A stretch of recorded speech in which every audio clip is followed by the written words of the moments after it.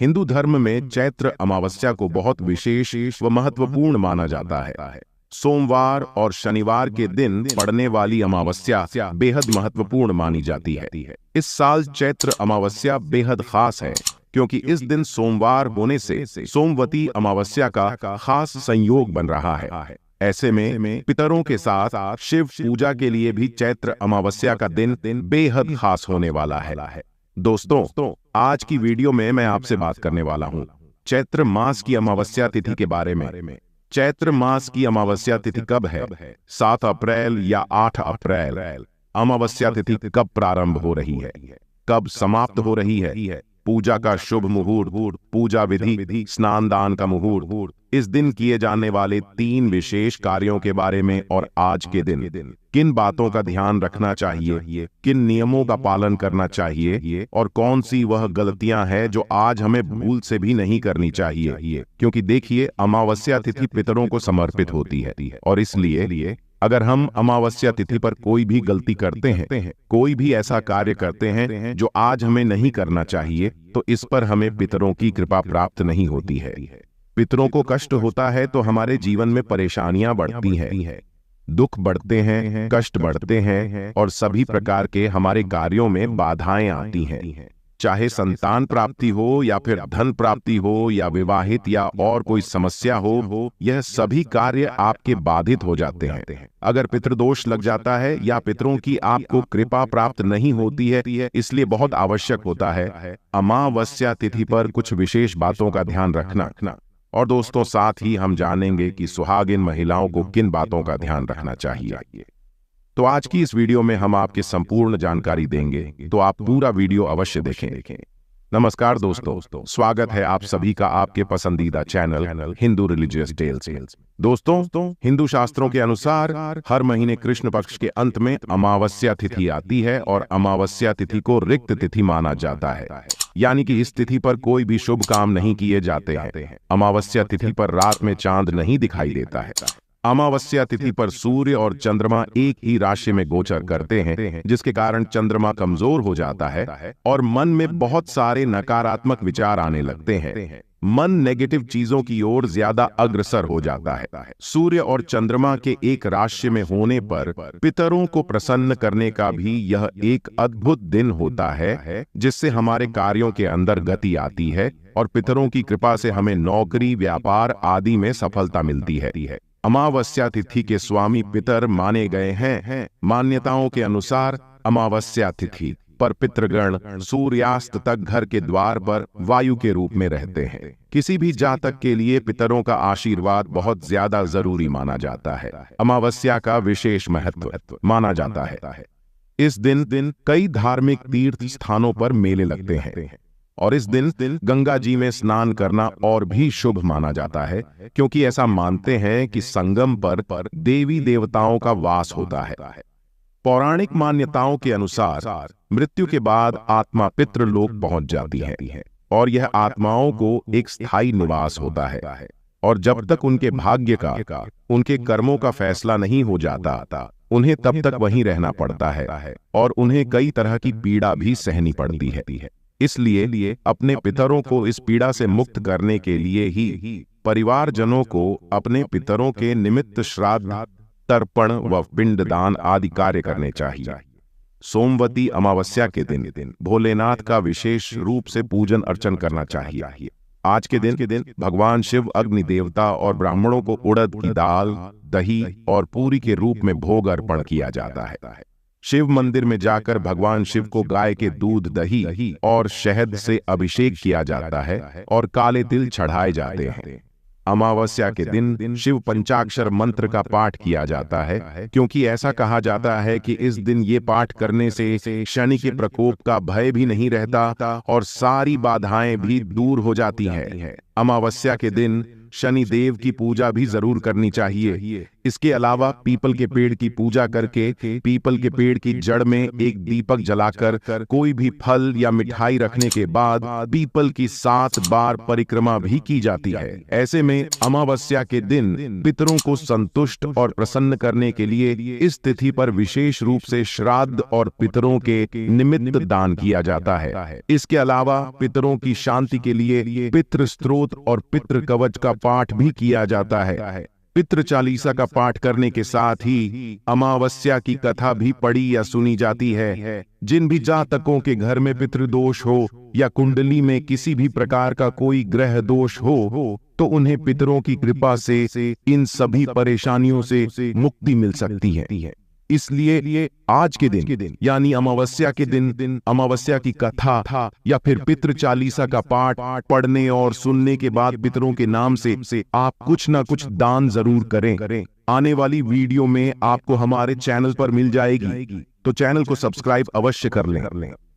आपकी जैसी सामर्थ्य हो उसके अनुसार आप मौसमी फलों का, वस्तुओं का, सब्जियों का या फिर दक्षिणा का दान कर सकते हैं।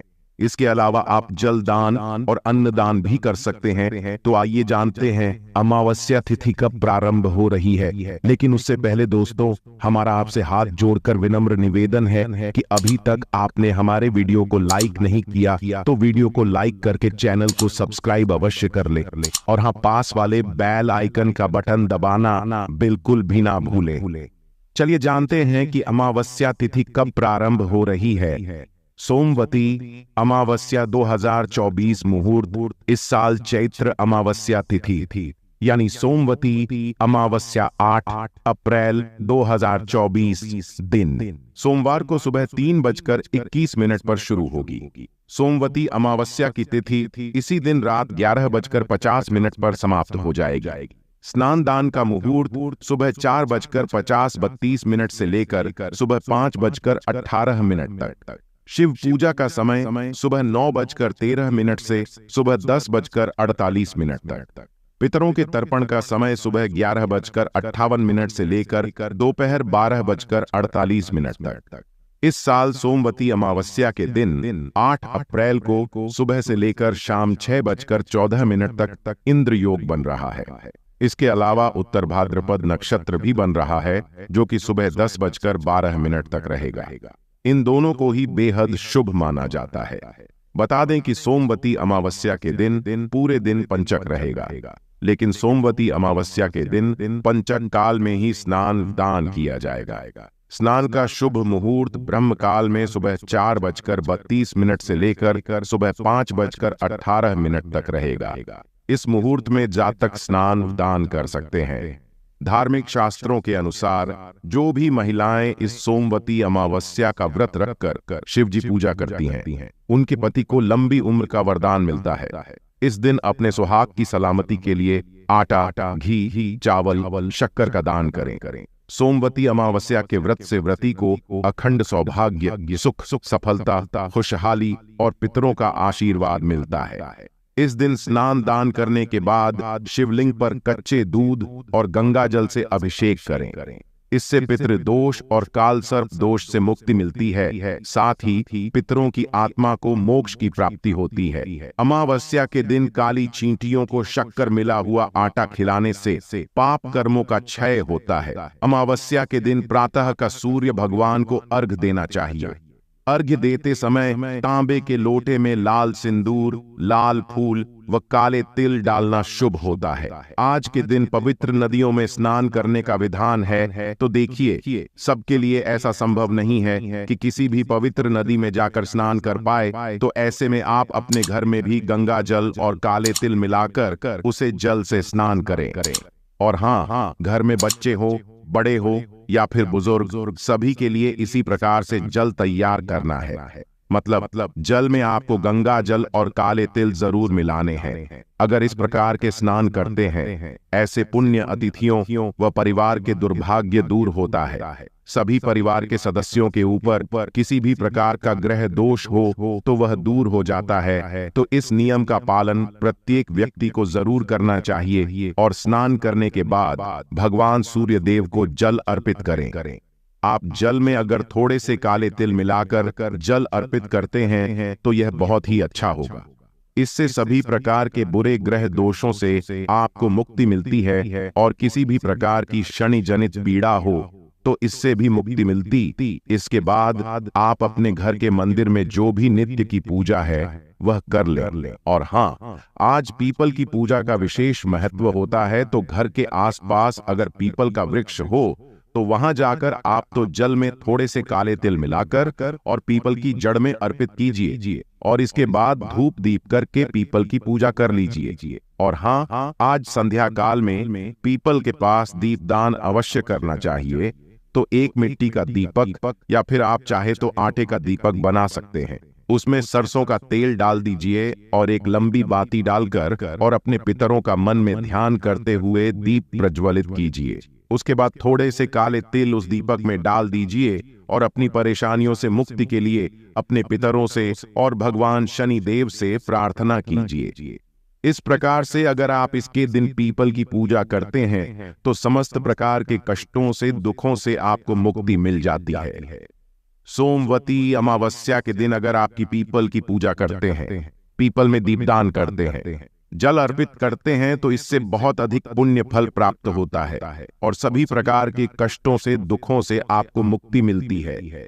अब मान लीजिए कि आपके घर के आसपास कोई पीपल का वृक्ष ना हो तो ऐसे में क्या करें, तो देखिए घर के आसपास कोई शनि मंदिर में भी आप जाकर थोड़ा सा तेल अर्पित कर सकते हैं। शनि देव पर आप दीप दान कर सकते हैं। और मान लीजिए कि आपके घर के आसपास शनिदेव का मंदिर भी ना हो, पीपल का वृक्ष भी ना हो, तो ऐसे में क्या करें, तो ऐसे में आपके घर के आसपास भगवान भोलेनाथ का मंदिर तो अवश्य ही, शिवालय तो हर जगह उपलब्ध होता है। तो ऐसे में अगर आपके घर के आसपास शिव मंदिर हो तो वहां जाकर भगवान भोलेनाथ के ऊपर काले तिल जल में मिलाकर अर्पित कीजिए और विधि विधान से भगवान शिव की पूजा आराधना कीजिए, वहां पर दीपदान कीजिए। तो इससे भी आपके समस्त प्रकार के जो ग्रह दोषों से मुक्ति मिल जाती है। तो आपके घर के आसपास जो भी सुविधा उपलब्ध, पीपल का वृक्ष, भगवान शनिदेव का मंदिर हो या फिर शिवालय हो, जो भी सुविधा आपके पास उपलब्ध हो, वहीं जाकर आप भगवान भोलेनाथ की, शनिदेव की और पीपल के पास पितरों की पूजा आराधना कर सकते हैं। और अगर तीनों चीजें आपके पास उपलब्ध हो तब तो अत्यंत भाग्यशाली हैं। आपको इस तरह स्थानों पर जाकर दीप दान करना चाहिए, जल अर्पित करना चाहिए और तेल अर्पित करना चाहिए। और सुहागिन महिलाओं के लिए अमावस्या तिथि पर एक बहुत जरूरी नियम है जिसका पालन आपको करना चाहिए। अमावस्या तिथि, पूर्णिमा तिथि, ये दो ऐसी तिथियां हैं जिस दिन भूल से भी सुहागिन महिलाओं को बाल नहीं धोना चाहिए, क्योंकि धार्मिक मान्यताओं के अनुसार सुहागिन महिलाएं अगर अमावस्या तिथि पर बाल धोती है या पूर्णिमा तिथि पर बाल धोती होती है तो इससे पति कष्टों में घिरे रहते हैं, पति की उम्र घटती है और दुर्भाग्य का सामना आपको करना पड़ता है।